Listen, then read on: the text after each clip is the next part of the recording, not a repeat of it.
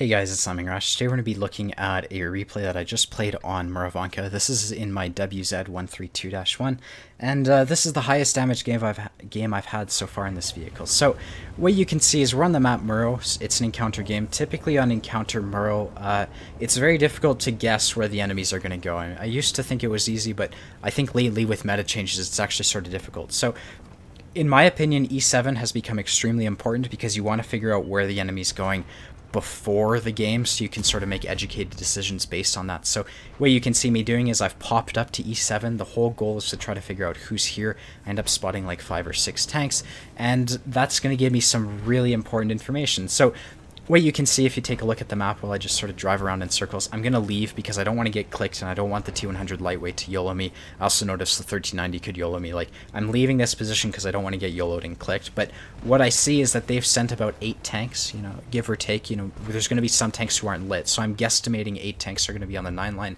And then I compare that with what we have, and we've got an RU, T49, and 430. So in my mind, I'm like, yeah, basic counting skills, you know, imply that we're not going to win the 9 line. So you can see I'm being passive here because I'm expecting us to lose. And what's going on right now is I just want to make them pay because I've already decided that they're probably going to win the 9 line. Ideally, I can make them spend as much of their hit points as possible for them to win. So they're going to win it. I just want to punish them for it, basically. So what you can see is happening is the T49 dies. We've got an RU, a 432, and an RD who are all in this area, and I sort of expect them to die too. Obviously, the RU and the 430 have the chance to run away, but you know, I just, for whatever reason, I didn't expect them to, and I was right. So you can see 261 isn't running away. I try to tell him. And from here, this is just going to be sniping. So again, I want to make them pay for winning this 9 line. Now, as I'm doing this, I'm thinking about the ramifications of us losing this side. So if you take a look at the map, we haven't won the 2 line yet. In fact, we've basically made no progress. So effectively, they're about to win a good 75% of the map, and that's going to be really difficult for us. So, you know, I'm just thinking about possibilities as this happens. What's going to happen is they're going to push up to about my position right now, and then they're going to start putting shots into me, to my teammates. So while I'm shooting at people, I'm thinking about all these things, and you should think about it too, because obviously they're going to kill the 430, then they're going to come up to this bush or whatever and shoot our teammates in the side. So in my mind, there's a whole host of things I can do. I can try to push the 2 line. That's typically what I'd try to do if I was in an E75 on our team right now or something. I'd be trying to push the 2 lines. So that's going through my mind. And as I run away, that's basically going to be my my main thought. Even though I think there's better options. For example, I think spotting for the Scorpion, like sitting in one of these bushes, might actually have been better. My goal was to try to help us win the 2 line before the enemies came behind us, so we weren't having to deal with 2 flanks. So at this point in time, it's too late. And as I'm driving to this location, I sort of realized that. Like, I see they've got an AMX AC48, a full HP M103, you know, and the Emil. Yeah, I can't go lead that charge. It's just not going to work. So I see that. I'm not going to force anything. And this is something that's important. If you can't do anything, don't try to make something work unless you're about to die, obviously. But in this case, pushing into these guys just won't happen. So the Jagdpanzer ends up penning the AMX AC48, Amoraks him and kills him. And I put a shot into the Emil. I decide that it's not going to be worth it for me to go fight against a hull down Emil and an M103, and then I notice that my teammate's getting wrecked by, you know, whoever's over here, so I try to spot that. So that's what I'm doing. Now, as I'm here, I'm thinking about who could potentially be spotting the K-line. I see the Scorpion on the map, and I just sort of assumed he would do that.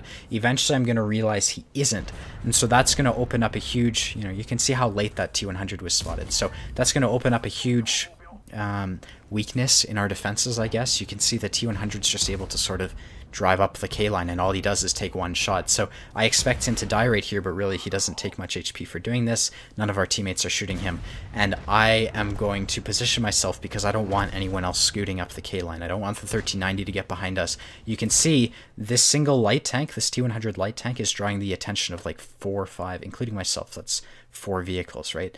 Well, I'm good at counting. Including the Scorpion and myself, it's 4 vehicles, and really it's just not worth having 1 light tank do that. So my objective was to try to free up my teammates so that they could deal with things that were actually important instead of like a T100 lightweight. So you can see what I'm going to do is I'm going to go to the K-line. The objective here, well, there's going to be 2 advantages to doing this. It's going to give me shots in the hill. You can see the E4 and whatnot are starting to take the hill.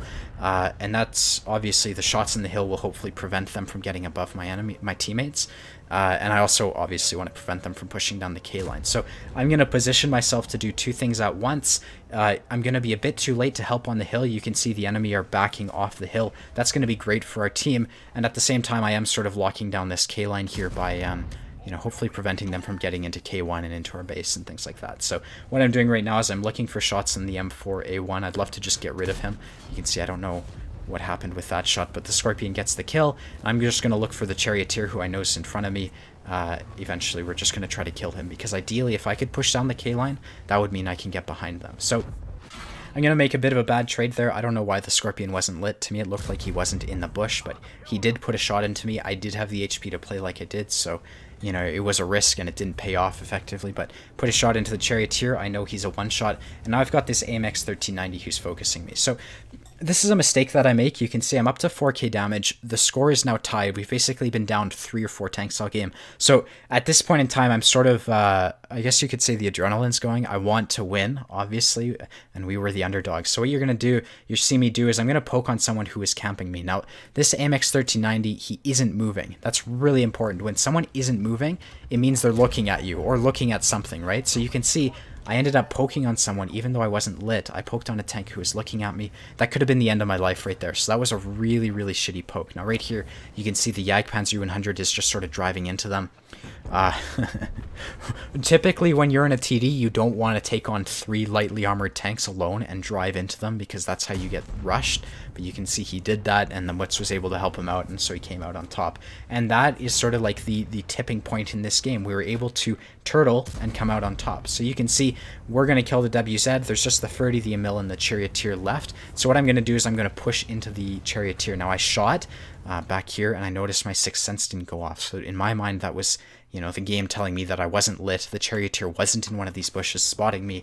So what that means is I'm going to push up, and that's, you know, you can use your Sixth Sense as a tool to try to guess, you know, which bushes people are in. So I did that right there. Now as I'm pushing up, the Charioteer's right there. I'm going to fully aim this shot until he looks at me. So he looks at me and then I shoot, just to guarantee that my shot hits instead of me dying. And the rest of it is just going to be sort of chasing damage. So in the end game, you can get a lot of damage, especially when there's a full HP Emil and a Ferdinand on your team. So what you can see me doing is I don't want to screw this game up. It's very, I don't know, I would say it's very low likelihood that we lose this with the full HP E75, but we do have a lot of one-shots. So what you can see me doing is I'm playing it relatively safe. I'm just trying to go wide. I don't want to get lit. I don't want to die. I want to maximize my damage from this game. So I'm going wide, and I'm just trying to play the view range game. This is typically when the view range game is the easiest, when there's like 3 tanks left, because you have a whole lot of map you can work with. So you can see I ended up getting the shot into the Ferdinand. We're going to push in to get the shot in the Emil, and we end up getting an extra 500 damage because there's nothing he can really do.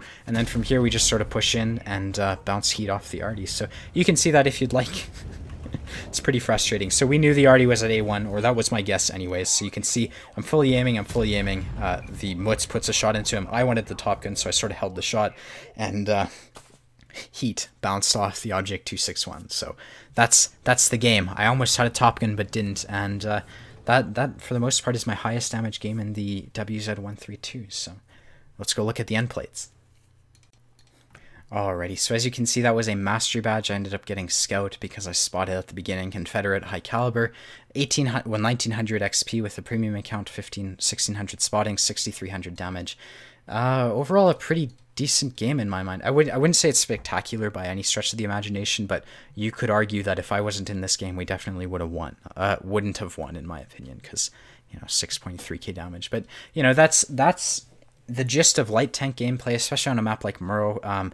When you're in this situation where you know you've got this much of the map, which is less than 80, like it's 80%, 20, you have 20% and the enemy has 80%, you really need to be careful. You cannot throw away your hit points. I wouldn't say my plays were the only reason we won, obviously, but what I did to try to mitigate our shitty map control situation was I tried to use the bushes available to us. So a lot of the damage that I did was over here at the beginning of the game, and that's typically where you're going to find damage, is at the early stages of the game when everyone's sort of getting into position. Because our team was so bad on this side, like because we lost it so quickly, that opened up a farming opportunity, right? Typically when you lose a flank, there's opportunities for damage because enemies are driving through the middle of the open and you can shoot them. So that's where I got a lot of my damage, and then from there it was just sort of looking at the situation. I noticed that the K line was open. I also noticed that by going to the K line I would have shots on these guys up here, and so I sort of killed two birds with one stone. I was able to act as a physical barrier, ideally preventing them from pushing down the K line. I also got shots on these guys, and I mean, the shots weren't really effective, but it gave me the potential to be really, really useful. So that's the gist of it. It's like we were in this really shitty position and we ended up winning. So even if your team loses a flank, you can still come out on top. You just have to be relatively careful about it, because it's very easy to make a mistake when you've got like four enemy tanks lined up on this ridge and you're here. Obviously, if you get lit, it's not going to work out. So I hope this video was helpful. If you want to see more, be sure to hit the like and the subscribe button, and I hope to see you around. Later, guys. Bye-bye.